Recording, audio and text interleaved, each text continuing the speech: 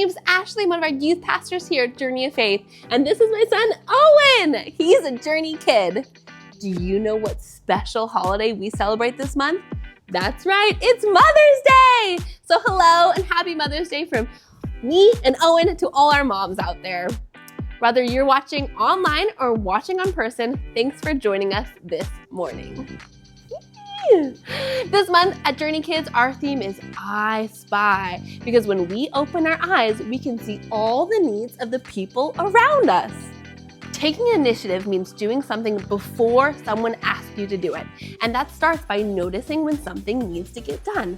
That's exactly what God did for us. He saw that our relationship with Him was broken, so He took the first step and He sent Jesus to fix it.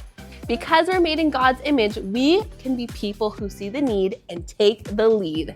So let's use our eyes this month, not just for spotting hidden objects, but for spotting for ways to help others just like Jesus did. All right, now let's hear a message from Miss Sophie. Hey Journey Kids, it's Sophie, your Journey Kids director, and you know what time it is. It's time for our faith practice. Now this month we're learning all about offering, which is just giving back to God to show Him that we love and that we trust Him. An offering can be money, it could be our time, or even something that we make or we do, but the heart behind it is what matters the most. Now when we give an offering, we're saying, God, you are more important than anything else.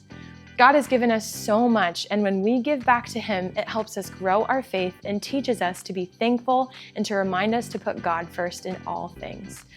All right, now Journey Kids, it's time to stand up and get ready for worship.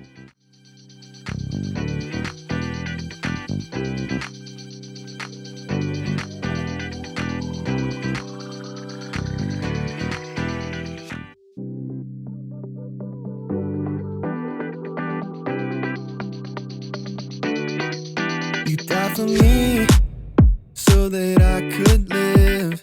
I have received so I can freely give. I believe in your promises. Help me use the gifts you've blessed me with. I know you were always faithful. Came and made a way back when I was still unable. I'll go wherever you're moving. Keep making me new. God, I want to be used by you. All for your glory. I'm looking for every way to look like you. Part of your story. My life has changed so that I can look like you. You're my solid ground. You are my smile when I'm feeling down. Help me look up and look around to care for others as you teach me how.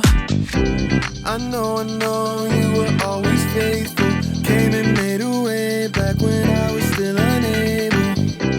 I'll go wherever you're moving. Keep making me new. God, I want to be used by you. All for your glory. I'm looking for every way to look like you. Part of your story.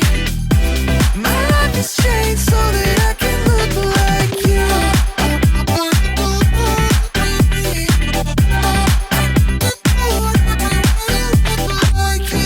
I know you were always faithful. Came and made a way back when I was still unable.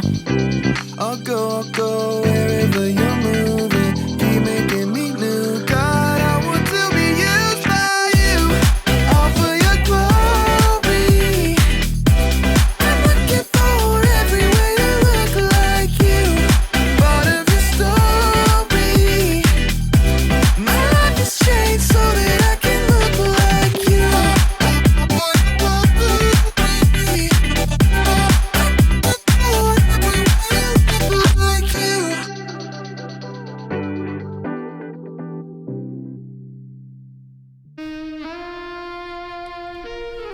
May 2025. They walked into my office like a group of really cool kids, because they were. Hey there, Gumshoes. Welcome to Story Lab. This week, we're taking a look at the investigation of some talents, some that were used and some that never saw the light of day. Hey, that's really great, man. Keep practicing.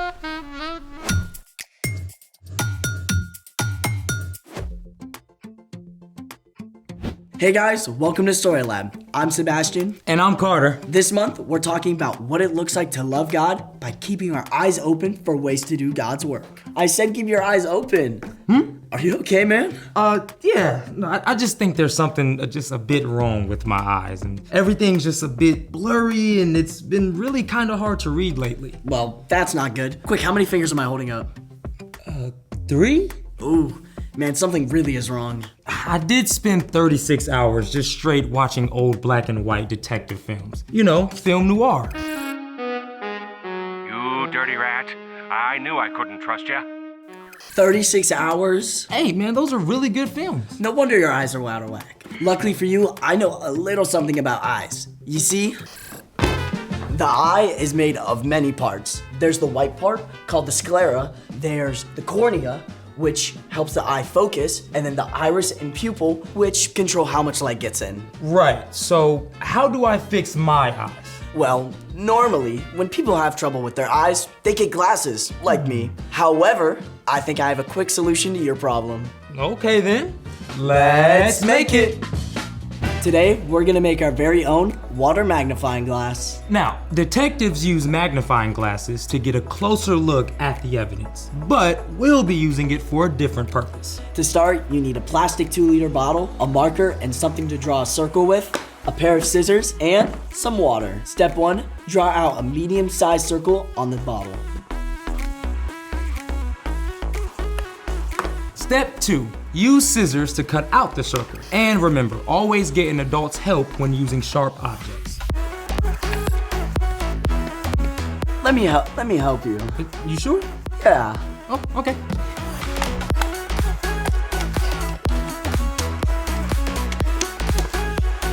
Step 3, put a little water into the cut piece of plastic. Careful not to spill. Let me help you with that. Right here. Thank you. Perfect. Are you sure? Is that enough? Yeah, and voila, that's our water magnifying glass. Wait, that's all there is to it? Yeah, that's it. Now, let's refocus your eyes. I'm so ready. All right, I'm gonna show you a few objects. You ready? Okay, I'm ready. All right, what do you see? A ball? All right, now let's use the magnifying glass and look closer. Okay. Okay, well, it's round and it has a really bumpy texture. It could be, it's an orange, the fruit. Yeah, I mean. you got it right. Okay. Now, how about this one? A rock of some sort? All right, let's look closer. Okay.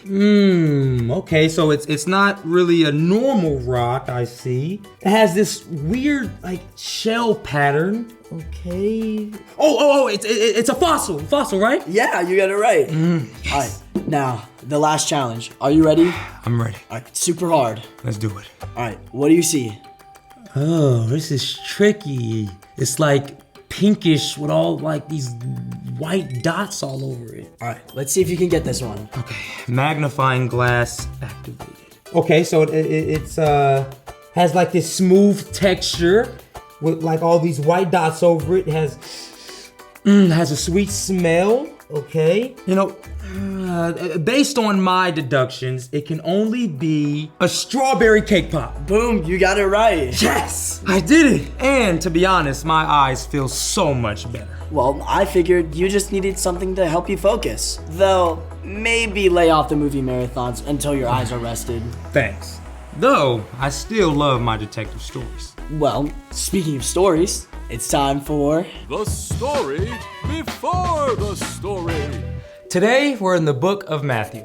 Near the end of the book, Matthew recorded details from the final week before Jesus died and returned to life. After riding into Jerusalem on Palm Sunday, Jesus went up to the Mount of Olives. There, he told his followers stories or parables that explained what the kingdom of God is like. Parables use everyday objects and situations to share a deeper truth. The stories Jesus told help people think for themselves, make connection, and remember what he said. Which is where our story starts. Take it away.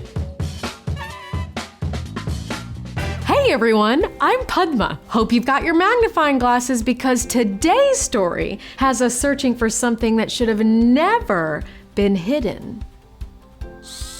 Jesus knew that he didn't have much time left with his followers before he would give up his life. So, when he went up to the Mount of Olives, he told his disciples several parables, including this one. Here is what the kingdom of heaven will be like. If Jesus told the story today, it might sound something like this. A rich man was leaving on a long journey. He sent for his servants and handed each of them some money to take care of while he was gone. To the first servant, he gave 5 talents, or bags of gold. To the second, he gave 2 talents, and to the third, he gave 1 talent.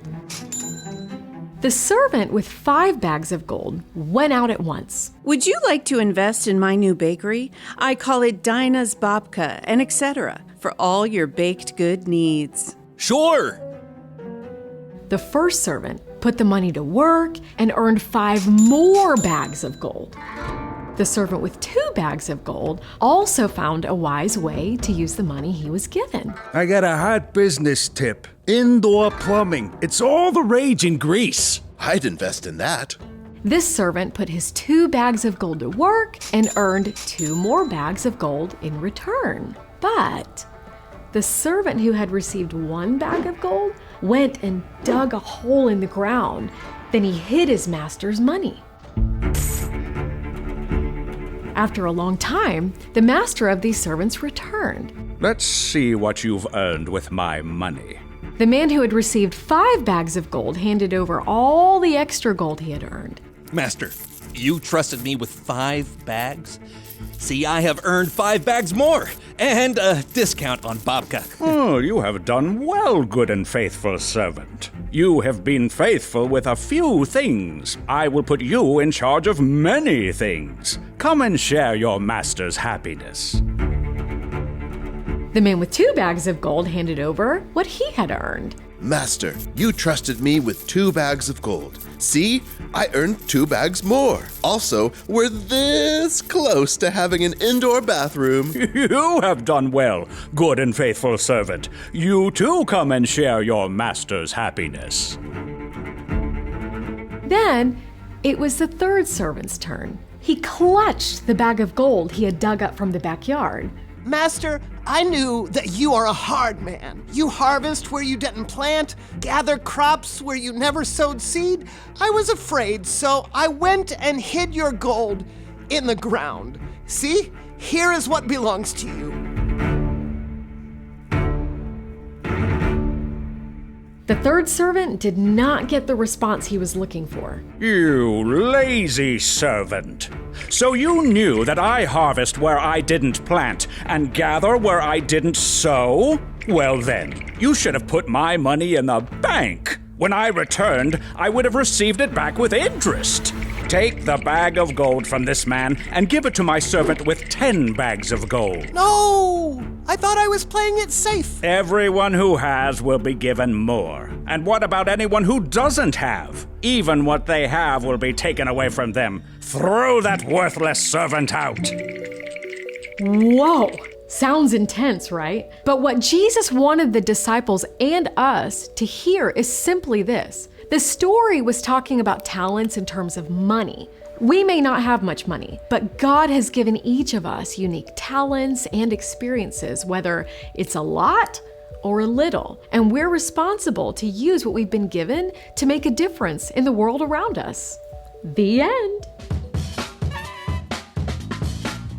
Yikes, I wonder what I would have done with a whole bag of gold. Yeah, I mean, it's easy for us to say that we would have done something amazing with it. But honestly, I don't know. Well, the story is really about whether the servants were willing to use what they'd been given in the first place. So, what's our part in the story?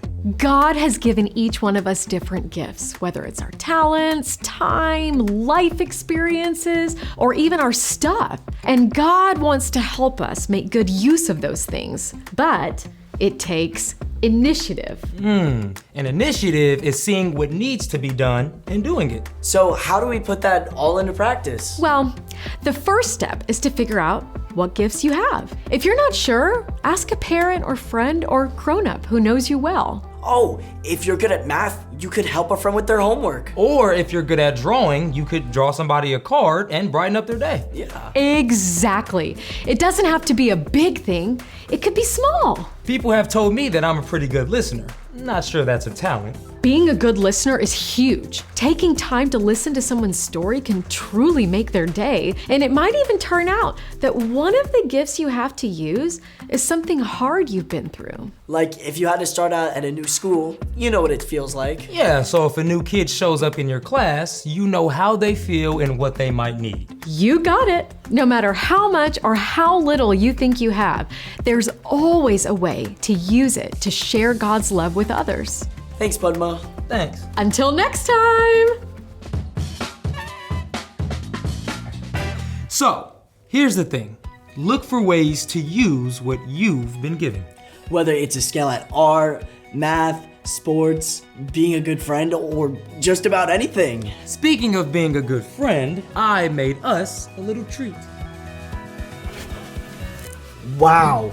I have never seen Noir cake pops before. Stick with me, kid. I'll show you a whole new world, you see? Thanks for joining us in the Story Lab. See you next time. So, Noir movie marathon? You just had one. Fine, then give me back the cake pops. No. Okay, what about one movie? This kid's a tricky one, you see?